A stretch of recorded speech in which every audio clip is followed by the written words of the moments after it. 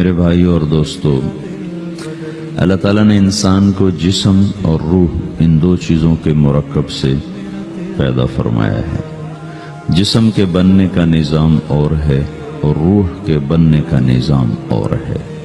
جسم کسی اور جگہ بنتا ہے اور روح کہیں اور سے آتی ہے۔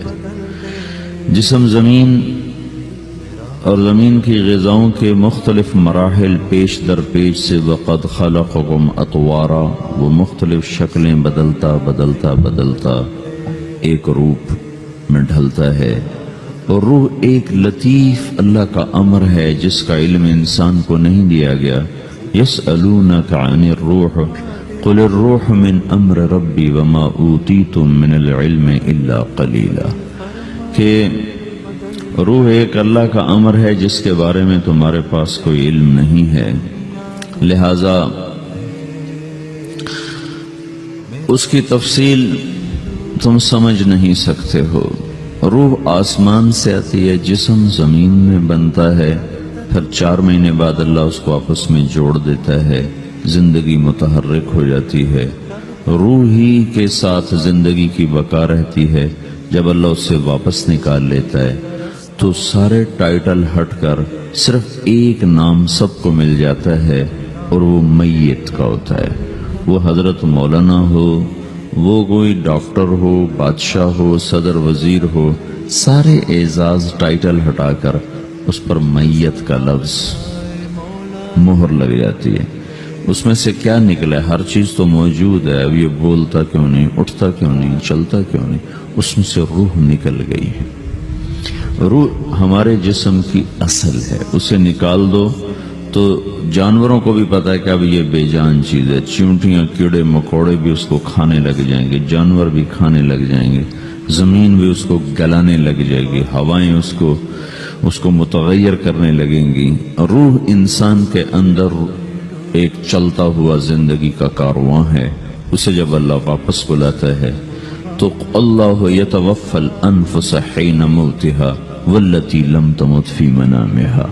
موت کیا چیز ہے؟ اس کے 200 جواب ہیں سائنس کی کتابوں میں، اور 200 جواب بذات خود بتا رہے ہیں کہ یہ ایک جواب بھی ٹھیک نہیں ہے، اور قرآن ایک جواب دیتا ہے اور وہی حرف آخر ہے، قل یتوفاکم ملک الموت اللہ یتوفی الانفس حین موتها۔ اللہ ہے جو تمہاری روحوں کو موت کے وقت کھینچ لیتا ہے، تمہارے جسم سے نکال لیتا ہے۔ تو میرے بھائیوں، موت کے وقت انسان 2 کیفیت میں ہوتا ہے۔ کچھ لوگوں کی روح ایسی نکل رہی ہوتی ہے کہ ان کے رگ رگ میں وہ پھنس رہی ہوتی ہے۔ وَلَوْ تَرَى اِذْ يَتَوَفَّى الَّذِينَ كَفَرُوا الْمَلَائِكَةُ يَضْرِبُونَ وُجُوهَهُمْ وَأَدْبَارَهُمْ، کاش تم دیکھ سکتے وہ منظر جب اللہ کے فرشتے نافرمانوں کی روح کو نکال رہے ہوتے ہیں تو ان کے منہ پہ بھی مارتے ہیں، ان کی کمر پر بھی مارتے ہیں۔ اور اخرجوا انفسکم اليوم، نکالو آج اپنی روحوں اور جانوں، اب تم بچ نہیں سکتے ہو۔ وہ پیچھے ہٹنا چاہتے ہیں، رب ارجعون، مجھے واپس کر دے تھوڑی دیر کے لیے، لعلی اعمل صالحا، اب میں پورا ٹھیک مسلمان بن کے چلوں گا۔ تو اس کے جواب میں ہوتا ہے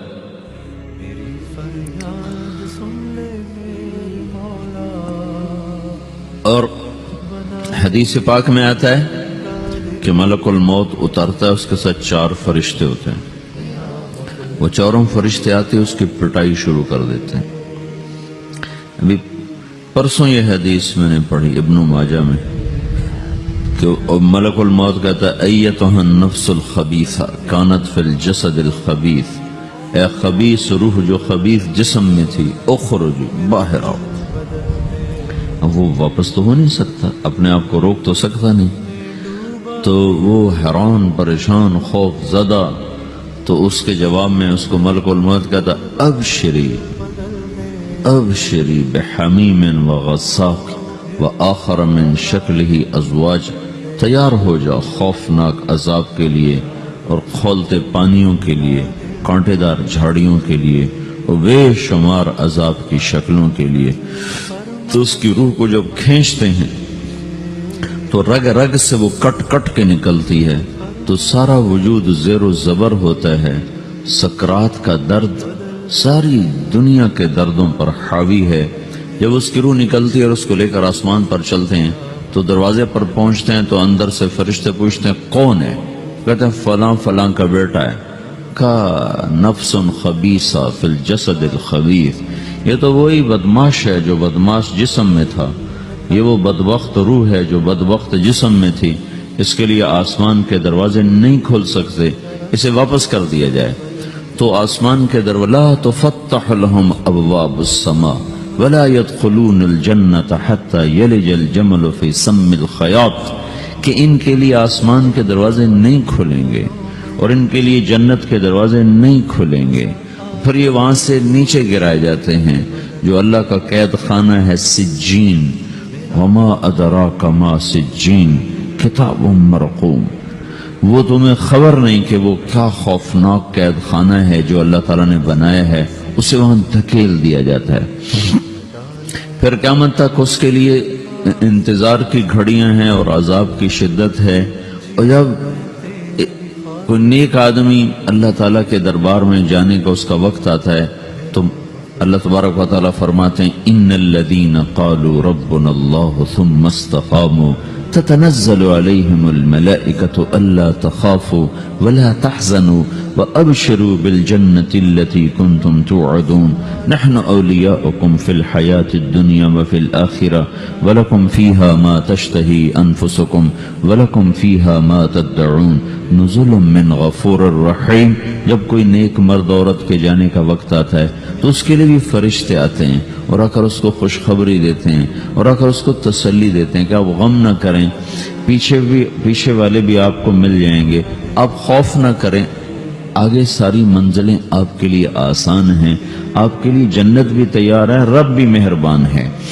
اور حدیث پاک میں آتا ہے کہ ملک الموت اور 4 فرشتے آتے ہیں، وہ 4 فرشتے اس کو سہلاتے ہیں، دباتے ہیں کہ موت کا درد اسے محسوس نہ ہو، اور ملک الموت فرماتے ہیں ایتھا النفس الحمیدہ کانت فی الجسد الحمید اخرجی، اے نیک روح جو نیک جسم میں تھی باہر آؤ، کیا کرو؟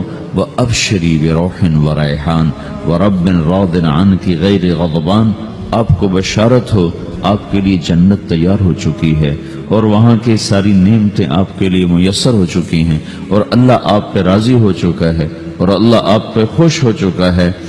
اس پر اس کی روح کو نکالا جاتا ہے، پھر سارے فرشتے اس کو استقبال کے ساتھ جب آسمان پر لے جاتے ہیں تو اندر سے پوچھتے ہیں کون ہے؟ کہ فلاں فلاں کا بیٹا، فلاں فلاں کی بیٹی۔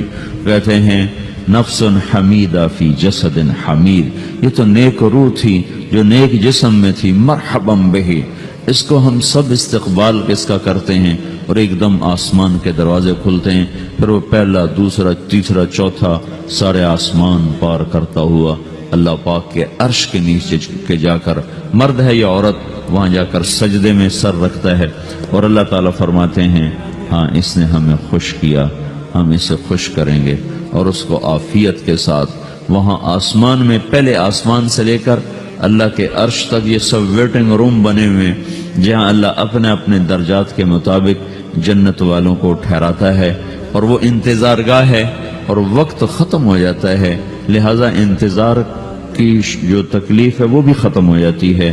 وقت ختم تو انتظار کا احساس ختم اور ٹائم کے گزرنے کا احساس ختم۔ تو جیسے اصحاب کہف کو اللہ نے غار میں داخل کر کے تو غار کے اندر سے وقت کو نکال کے باہر پھینک دیا، باہر 300 سال گزرے، اندر آدھا ہی دن گزرا تھا۔ وہ جب اٹھے ہیں تو وہ 25 برس کا نوجوان 325 سال کا ہو کے نہیں اٹھا، وہ 25 سال کی عمر میں اٹھا ہے، نہ ناخن بڑا ہے، نہ مونچھیں بڑی ہیں، نہ ان کی داڑیاں لمبی ہوئی ہیں، چونکہ تو زندہ تھے، مر نہیں گئے تھے، تو زندہ کے تو بال بھی بڑھتے ہیں، ناخن بھی بڑھتے ہیں، لیکن وہ اس طرح اٹھے کہ 300 برس گزر گئے اور 25 برس کا نوجوان 25 سال کی عمر میں اٹھا ہے، 20 برس کا 20 برس کی عمر میں اٹھا ہے، اور وہ کہنے لگے کم لبثنا، بھائی کتنا ٹھہرے ہیں؟ کہ یومن او بعد یومن، لگتا ہے کوئی دن آدھا دن ٹھہرے ہیں۔ وہ صحیح کہہ رہے تھے، باہر اللہ تعالیٰ نے وقت کی گھڑی کو چلائے رکھا اور اندر غار میں اس کو سوئچ آف کر دیا، نکال دیا، یہاں وقت کو داخل نہیں ہونے دیا، تو وقت کے گزرنے سے جو بھی اثرات مرتب ہوتے ہیں وہ ان پر مرتب نہیں ہوئے، تو وہ آدھے ہی دن کے بعد اٹھے ہیں، باہر 300 سال، اندر آدھا دن. یہی کچھ اللہ تبارک و تعالی برزخ میں کر دیتا ہے، وقت کو ختم کر دیتا ہے، گزرنے کا احساس نہیں ہوتا ہے. تو اس طرح میرے عزیزو، یہ دو موتیں ہر انسان دیکھتا ہے. جب وہ جنت کے فرشتوں کا استقبال دیکھتا ہے یا جہنم کے فرشتوں کی مار اور پٹائی کو سہتا ہے. رابعہ بصری رحمت اللہ علیہ کا انتقال ہونے لگا تو انہوں نے رات کو فوت ہوئی تو انہوں نے اپنی خادمہ کو بلا کے فرمایا کہ کسی کو بتانا نہیں، جب میں مر جاؤں تو پڑوس میں 2-4 کو بلا کر نا میرا جنازہ پڑھوا دینا، اور جس کرتے میں تہجد پڑھتی تھی وہی میرا کفن بنا دینا، اور صبح بے شک لوگوں کو بتا دینا، میرے مرنے کے بعد میری میت کو رکھنا نہیں، فوراً دبا دینا. تو جب ان کا انتقال ہوا تو انہوں نے پڑوس کے 2-4-10-20 آدمی بلائے اور ان کو تدفین تجہیز سب کچھ ہو گئی. صبح شور مچا کہ وہ رابعہ بصری کا انتقال ہو گیا. تو اگلے دن وہ خواب میں اس خادمہ کو ملی اور کہا بیٹی تیری بڑی مہربانی، تو نے میری وصیت کے مطابق عمل کیا. اس نے دیکھا کہ انہوں نے ایک خوبصورت سبز لباس پہنا ہوا ہے. تو وہ فرمانے لگی، انہوں نے سوال کیا کہ آپ کے ساتھ قبر میں کیا ہوا؟ تو وہ کہنے لگی کہ میرے پاس منکر نکیر آئے تھے اور مجھ سے کہنے لگے من رب کی، تیرا رب کون ہے؟ تو میں نے کہا سبحان اللہ، 40 برس جس کو میں نہ بھولا سکی اس کو 4 ہاتھ زمین میں آ کے میں بھول جاؤں گی. ان کا 42 برس کی عمر میں انتقال ہوا. تو وہ کہنے لگے سبحان اللہ، جس کو میں 40 برس نہ بھولا سکی میں اسے 4 ہاتھ زمین کے اندر آ کے بھول جاؤں گی. تو منکر نکیر کہنے لگے اس کا کیا حساب لینا؟ پھر انہوں نے پوچھا کہ وہ آپ کا وہ کرتا کہاں گیا تہجد والا جس میں آپ کو کفن دیا تھا؟ کہ وہ اللہ نے مجھ سے لے لیا ہے اور میرے اعمال کے خزانے میں رکھ دیا ہے. قیامت کے دن میرا وہ کرتا بھی میرے ترازو میں تولا جائے گا اور مجھے یہ لباس پہنایا ہے جو جنت کا لباس ہے. یہ بھی ایک موت ہے. اس طرح بھی لوگ مرتے ہیں. اور دوسری بھی ایک موت ہے. ہمارے علاقے کی بتا رہا ہوں، اپنے علاقے کی. ایک زمیندار مر گیا، اس کی قبر کھودی، ساری بچھوؤں سے بھری ہو، ایسے جیسے چیونٹیاں پھر رہی ہوتی. تو انہیں وہ بند کر کے دوسری کھودی، ساری بچھوؤں سے بھری ہوئی.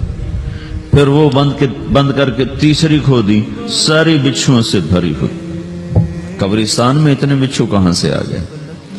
یہ زمین کے بچھو نہیں ہے، یہ آخرت کی بلائیں ہیں جس کے ساتھ اب اس سے قیامت تک رہنا ہے اور گزارا کرنا ہے. تو یہ 2 طرح کی موتیں روزانہ لوگ مرتے ہیں، روزانہ لوگ مرتے ہیں. جب نماز کا وقت ہوتا ہے ملک الموت ساری دنیا کا چکر لگاتا ہے اور دیکھتا ہے کون پڑھ رہا ہے کون نہیں پڑھ رہا، کون پڑھ رہا ہے کون نہیں پڑھ رہا. جو نماز کی پابندی کرتا ہے اس کی موت آسانی سے ہوتی. جو نماز میں غفلت کرتا ہے اس کے ساتھ موت کے وقت شدت اور سختی اختیار کی جاتی. تو بھائیو، یہ ایک جسم ہے، ایک روح ہے.